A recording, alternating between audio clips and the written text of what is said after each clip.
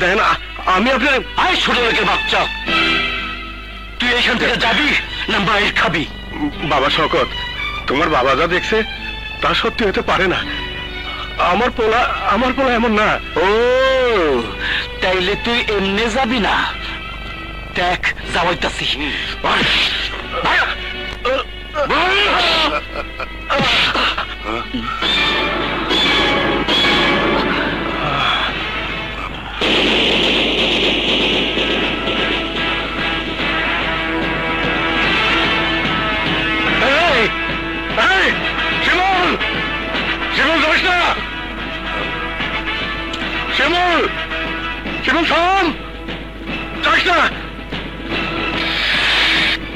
তুই আমার বাবার গায়ে হাত তুলছস?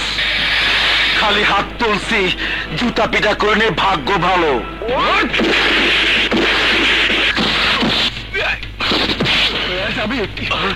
তোরে আমি মাইরেই ফেলামো।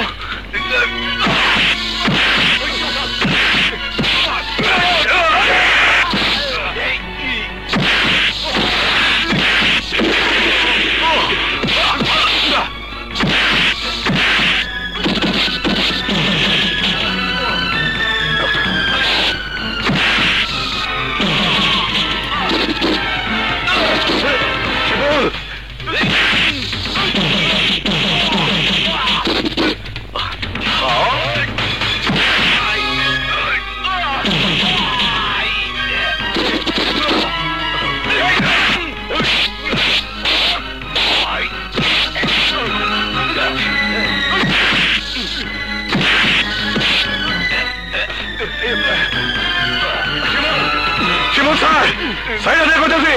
শিমুল স্যার,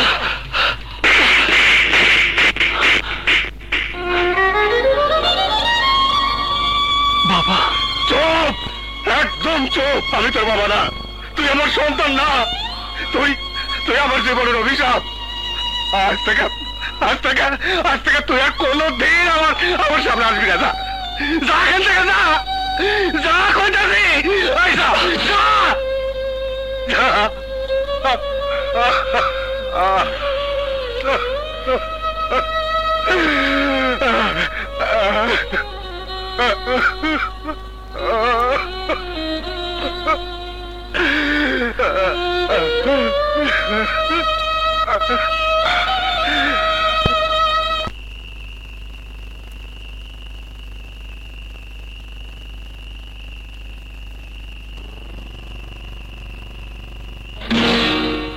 শিমুল না?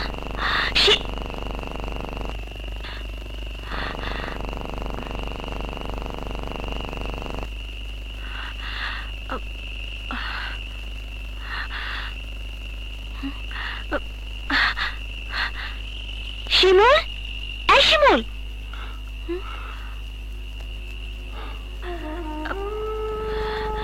কি হয়েছে তোমার? কথা বলছো না কেন?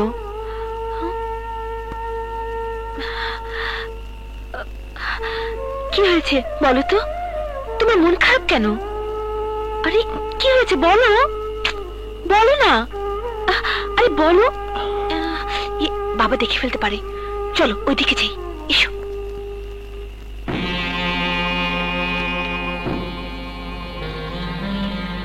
কোনাহান থেকে কিছুই জোগাড় করতে পারলাম না। ঘরে ফিরে আমি পলাশকে কি জবাব দেব? সৈয়দ সাহেবের কাছে চাইলেও পাওয়া যাবে না, কারণ ওনার মালগুলা তো এখনো পড়ে রয়েছে, হাতে কোনো টাকা নাই। রমেশ মিয়া, এই টাকাগুলো রাখো। এখানে 30,000 টাকা আছে, এগুলো কাল ব্যাংকে জমা দিয়ে দেবে, মনে করে দিও কিন্তু। জি আচ্ছা, আমি যাই। আচ্ছা। কিস্তির তারিখে 20 দিন বাকি, পরে দিলে কোনো ক্ষতি হইব না, কিন্তু পলাশ যদি টাকা না পায় তাইলে ওর জীবনটা শেষ হয়ে যাইব। তাই সন্তানের মঙ্গলের জন্য এই পাপ আমারে করতেই হইব। ওই টাকা দিয়ে পলাশের পরীক্ষার ফিস দিয়ে দেব।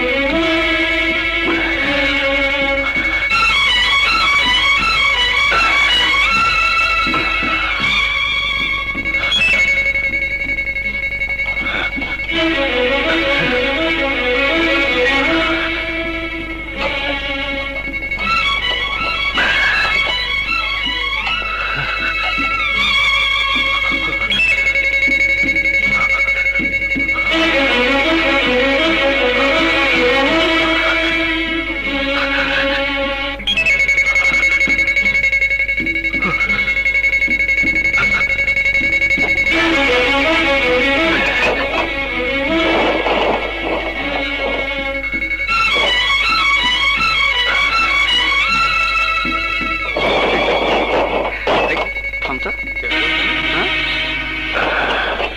চোর মনে হইতেছে। হ্যাঁ তাই তো, চল তো দেখি। হ্যাঁ চল।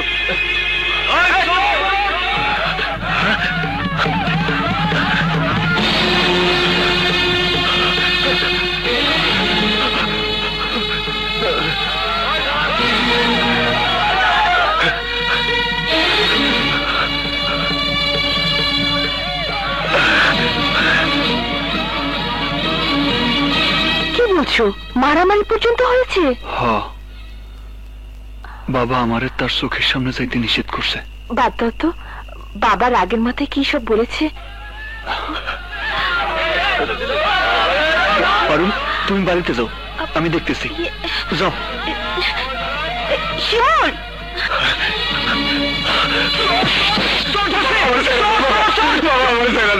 এই টাকাগুলো আমার খুব দরকার বাবা। বাবা, এই টাকাগুলো আমার খুব বাবা, আমি তো মায়ের পরীক্ষার টাকা লাগা আমার ছেড়ে দে বাবা। এই টাকাগুলো নিয়ে যাইতে না পারলে তোর ভাই পরীক্ষা দিতে পারবো না বাবা। আমার যাইতে দে বাবা। বাবা আমার যাইতে দে। আমার যাইতে দে বাবা।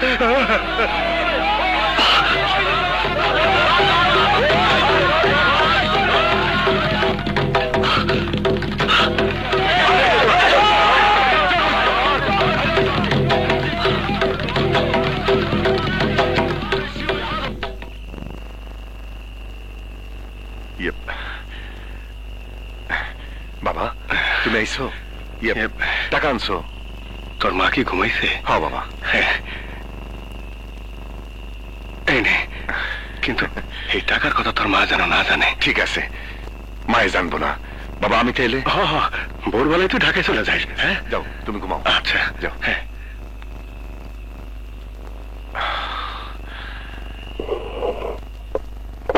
উপস্থিত সালিশবর্গ ও আমার গ্রামবাসী ভাইরা, রমেশ মিয়ার ছেলে শিমুল আমার সিন্দুক থেকে টাকা চুরি করে পালানোর সময় আপনাদের কাছে হাতে নাতে ধরা পড়েছে।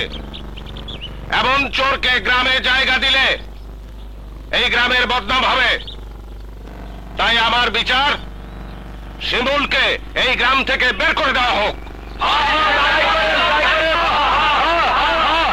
তাইলে আমারে আইজি গ্রাম থেকে বাইর করে দেন।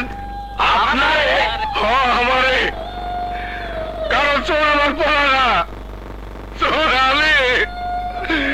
এমন আমার ইজ্জত রক্ষা করার লাগে এই অপরাধ নিজের কান্দে তুলে দিয়েছে। আমি চোর, আমার শাস্তি দেন। আমার শাস্তি হওয়া উচিত। আপনারা আমার শাস্তি দেন। তোমাকে? মিশা কথা, মিশা কথা, সব মিশা কথা। চোর আমি। আমার বাবা আমার শাস্তির হাত থেকে বাঁচানোর জন্য এখানে দাঁড়ায় মিশা কথা কইতেছে। না, আমি সত্যি কইতেছি। মিথ্যা না, মিথ্যা না। আমি চোর, আমি চোর। আমার শাস্তি দেন। ও আমার বাঁচানোর জন্য মিথ্যা কথা কইতেছে। তুমি যদি চুরি করে থাকো তাহলে বলো টাকা কোথায়? কথা বলছো না কেন?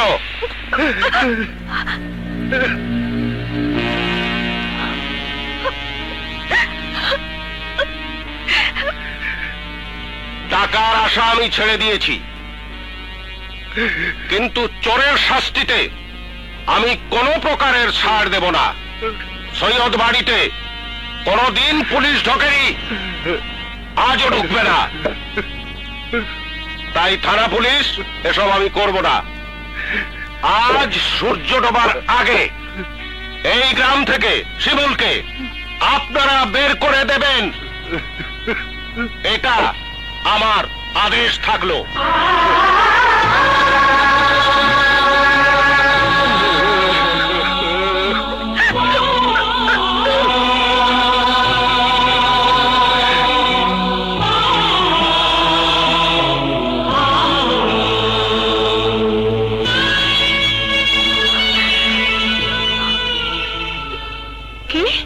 কি কইলা? শিমুলকে গ্রাম থেকে বাইর করে দিব? ও আর কোনোদিন গ্রামে যেতে পারবো না। শিমুলরে গ্রাম থেকে বাইর করে দিব। ও আর কোনোদিন গ্রামে ফিরাইতে পারবো না, কোনোদিন ফিরাইতে পারবো না।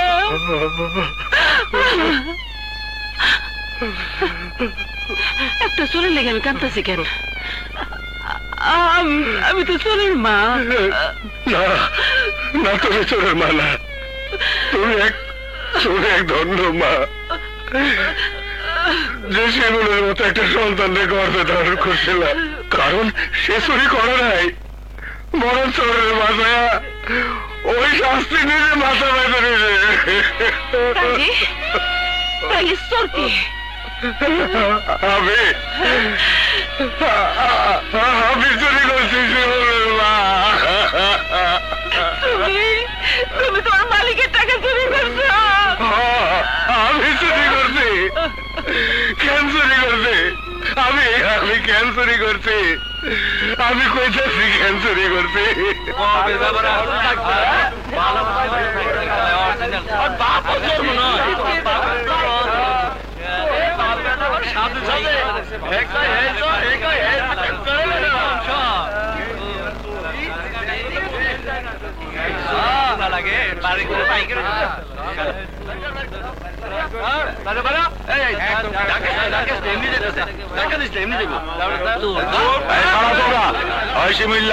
এই ব্রিজ হইল এই গ্রামের শেষ সীমানা।